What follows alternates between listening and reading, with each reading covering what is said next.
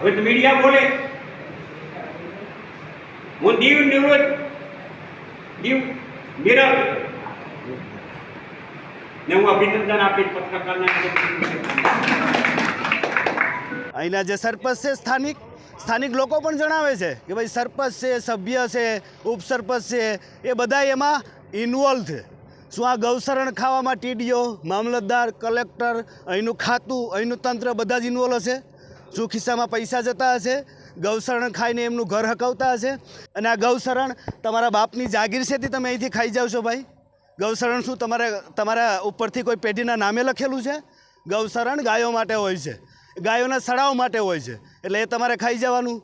હા, લીગલી સરકાર દ્વારા જે સુજલામ સુફલામ યોજના છે એમની હેઠળ પરમિશન મેળવો। કોઈ પણ ખેતરમાં કોઈને ખેતરના વિકાસ માટે માટી નાખવાની હોય છે, કાપ નાખવાનો હોય છે, તો એ તમે લીગલી રીતે નખાવો। આ ભૂમાફિયાઓ દ્વારા રેતી ખાવામાં આવે છે, એટલે કે ખાઈને ક્યાં નાખે છે, પરંતુ ચોરી કરવામાં આવે છે। મિત્રો, આજે સામતેર ગામનો એક ગ્રામ પંચાયતના જે ઉપપ્રમુખ છે એ દારૂ બાબતે એક અરજી કરે છે કે ભાઈ અમારા ગામમાં દારૂ વેચાય છે, તમે બંધ કરો।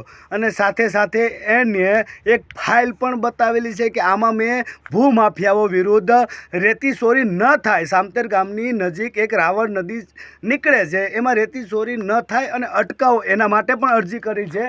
આ એ જ બેખાણ હું તમને બતાવું છું રાવણ નદીની।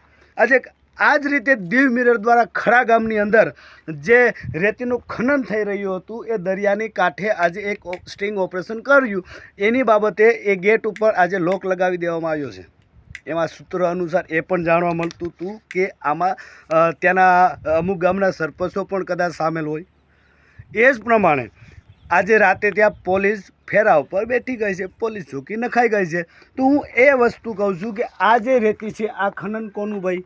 કુદરતી સૌંદર્યને શા માટે બરબાદ કરવું? આ જે કુદરતી વસ્તુ છે એનું ખનન શા માટે?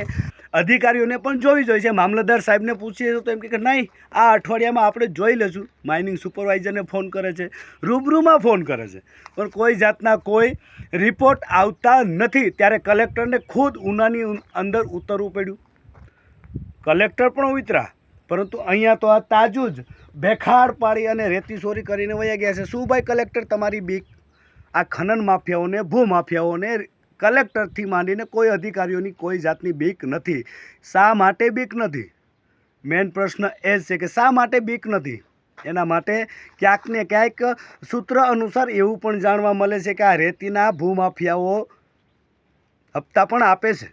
ક્યાંક ને ક્યાંક સરકારના જે અધિકારીઓ સરકારી બાબુઓ જે બેઠાડેલા છે એ લોકો ક્યાંક ને ક્યાંક રૂપિયા ખાય છે, એટલા માટે જ એટલું ખનન થઈ રહ્યું છે, નહીંતર આ જાતનું કોઈ ખનન થતું નથી।